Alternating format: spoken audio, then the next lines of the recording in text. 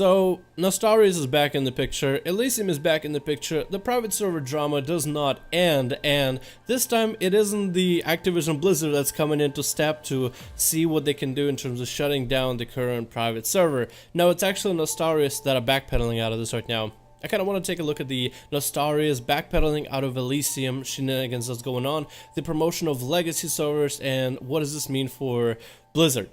With the core message of, hey Blizzard, why don't you guys just make legacy servers? People want them, people have been talking about them, and a lot of people would be happy to play vanilla WoW without having to look through for quote-unquote illegal ways. Now, I want to talk about this for a couple different reasons. Originally, Nostalrius commemorated me on the website when it was originally up and running, and I had so much fun with the original Nostalrius during Warlords of General, and I feel like I should talk about this because it was a fun experience and it was so sad that the project was originally shut down. And now here's potential for it to come back with Elisium, and it has been back, and now Nostalrius backpedaling. It's just, I feel like I should discuss it because this is a little bit weird and confusing, but it has a good message. Also, I feel that when it comes to the topic of video games being illegal, I kind of want to go and promote the fact that why can't people play vanilla WoW? And why doesn't Blizzard just make it legal? Like, it feels so weird to put legality shackles on a video game. And I've been playing video games ever since I was a kid, back in Russia. Yeah, we actually had video games over there. One of the games I played on PlayStation 1, Spyro. I played first, second, and pretty sure third. I beat the third one, I'm pretty sure. Could never beat the others. I played on PC StarCraft, the original one, Warcraft 1, Warcraft 2, GTA 1, GTA 2. Like, there was plenty of games that I can think of, but those are some of my favorite ones that I can remember. So I feel that the whole Nostalrius, Elisium, and private server deal needs to be discussed, and this video is basically my opinions on the whole matter. First of all, let's address the obvious: Nostalrius pulling out of Elisium. The reason they want to do that, and this is what they've said in their official response, is that they want to promote, instead of private servers and I guess quote-unquote shady piratey like practices, they want to promote the idea that has been their core idea to get legacy servers up and running. Originally, they met up with Blizzard after Blizzard Activision shut them down at Blizzard's headquarters to discuss the idea of legacy servers, and they both, Blizzard and Nostalrius, have stated that it was a productive meeting. But I guess Nostalrius guys were really hoping Blizzard would say something about legacy servers at BlizzCon, and when that didn't happen, at least that's what everybody says, when that did not happen, Nostalrius said, okay, we're back up, nose to the grindstone, let's get the private servers back up. They contacted Elisium, and they got it up fairly fast, I would think. It's just been so long since I have followed it, so it just happened like it was so quick that we have vanilla WoW back. Holy crap, it's crazy. So Elisium project has been a successful project so far. They actually released their numbers with this to give a little bit of insight of how well they're doing ever since the whole shindig. When they were talking about just how many people are playing Nostalrius or playing, I guess, Elisium Nostalrius, 52% of Nostalrius active accounts transferred over 16 days with their token generator uptime. 155% increase in active accounts compared to Nostalrius, so these guys have more active accounts than Nost did. 50% of total accounts were active in the last 7 days. That's a lot of people. 17,000 players simultaneously online on relaunch, and 30,500 players simultaneously online over 4 realms. Now, if you're wondering just how successful these guys are, their numbers are close to what would be H1Z1 on Steam. And H1Z1 is a game with lots of community with it, and I would say that the Elisium project community, or Elisium Nostalrius, whatever you want to call it, those guys, I guess they would be called Elisium by themselves now, those guys and the community that they brought in for their private server, I would say are just as active, if not more active, than H1Z1 community, and just as passionate, if not more passionate, because it's a game that they love. It is a game that's been around, a game that went away, and a game that came back for the second time. So for a lot of those people to have this again, I'm pretty sure not a lot of people want to give that up. But the main point behind this is Nostalrius decided to back out of this project with Elisium and decided to go forward to promote legacy servers instead of supporting private servers, so we can finally get legacy servers. Now, well, this is going to be a small transition change with Project Elisium. All the Nostalrius accounts and people that have had their characters transferred to Elisium will no longer have them. So if you're somebody who's been supporting Nostalrius from the day one, got your character to max, your character got killed off when the Activision Blizzard had to take down Nostalrius 1, Nost came back, your character got revived, and now Nostalrius themselves are the guys that are killing them off for good. So that's gonna be really bitter. But the question is, what do we go from here? Nostalrius backed out, but they were promoting legacy servers and saying that we want to make our message clear. Legacy servers is what we want to continue doing. And I'm going to guess that will require support of everybody who plays World of Warcraft right now, and it will require support from Blizzard to see the potential in terms of how many people want to play Vanilla WoW. And I have a couple different opinions on why they should do it. First of all, from a business perspective, as somebody who makes YouTube videos and earns a little bit of revenue from whatever ads generated, this would mean a hell of a lot more content for me to make. More content for me to make, more opportunities for my channel to grow, more varieties of content without having to, change the main definition of what the channel has been about. Rogue PvP content. There's a lot of potential that I can see myself, I guess, not exploring, but using here, and lots of potential for growth. So I feel like for content creators, this would be great. This will also be great for any starter content creators. If somebody wants to start a YouTube channel and not start to have legacy servers up and running and start making some kind of vanilla WoW videos, would be a perfect time to do. It'll also be kind of refresher to the content, even though it will be limited refresher, because eventually everybody will cover everything, because just that's how fast the internet works. But it will definitely give people a lot more content to work with for a little bit of time, and of varieties.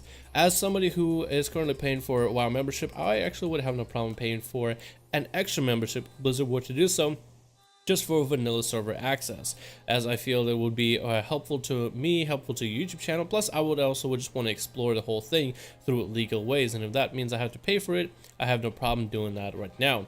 But I can definitely see issues that would come up with it. Of course, one of the biggest issues will be the split in community. We already see a little bit of animosity between people that play retail and people that play vanilla.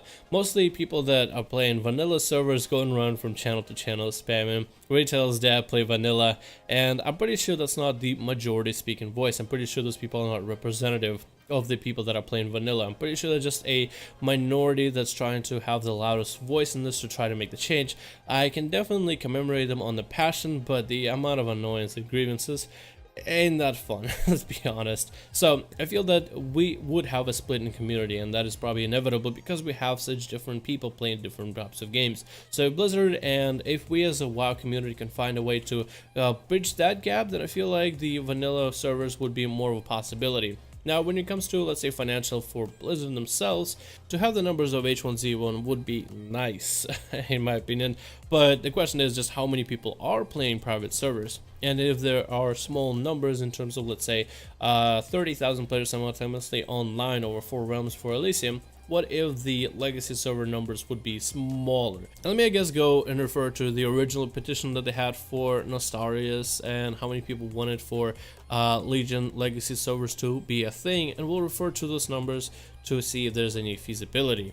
So if they were to make vanilla servers for everybody who signed the petition, which will be the, I guess, as close to numbers as we can get to of people that want vanilla and legacy servers to be a thing for World of Warcraft in the most legal ways, we currently are looking at, on the change.org, they have gotten a total of 278,724 supporters. So we'll round it out to about 278,000. Now we'll take a smaller number from Warlords Genre just for posterity's sake. We'll take the 4.5 million that were active accounts, active subscription accounts for Warlords of Genre. I would say in Legion probably the number is higher, but we'll just take the lowest possible number. So if, let's say, you have customer base of 4.5 million and almost 300,000 want vanilla servers to come back, what is the percentage of people that you will have to accommodate? And the number comes out to a whopping low of 6%. I'm just trying to look at this in an objective manner in terms of a company revenue type of aspect, in terms of how Blizzard would make money. 6% of your customer base is not a high number. For a company that deals in terms of millions, yeah, it's a pretty decent number on its own. Like almost 300,000 people is a lot of people, but 6% on a long-term scale is not really a lot. So I don't know, as some, if I were to own a company, let's say Activision Blizzard, and somebody said that a decision would, there's a decision to be made and it would only affect 6% of the population, but it would be, let's say, very costly or very difficult to do or very difficult to implement, I would say no. If it was an easy decision and if it was something that wasn't costly at all and it would actually be profitable, I would say sure, why not? But if it's difficult for 6% and it looks like numbers of profits are going to be in the negative compared to the money spent to make this happen compared to the revenue I get back, then of course I would say no. So maybe there's an issue in terms of implementing this from a vanilla perspective, but I wouldn't be 100% sure. But if it was easy and if I were the CEO, I think I would implement this 100%. I think there would be no issues. I would say let's get on to it, because at the time it was Warlords Draenor and World of Warcraft wasn't in its best condition. But if it is difficult for 6%, yeah, that would be a definite no, because from project management perspective, that's just the amount of effort put into it for the amount gained back isn't a lot. So when we put it all in perspective, I feel that maybe Activision Blizzard does want to make this happen, but maybe there's no easy way of going about it.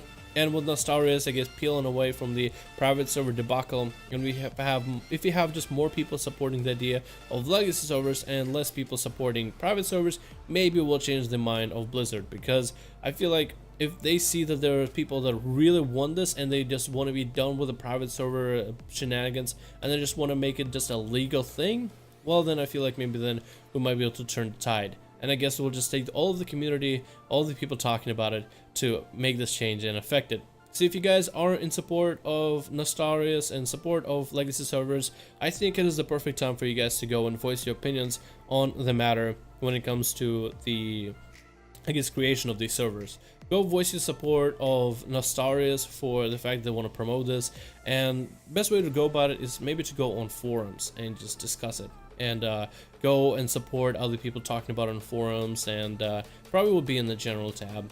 But just discussing it and talking about it, even making videos on it, would be the best way to, I guess, get the attention out there if you guys do really want to make this happen.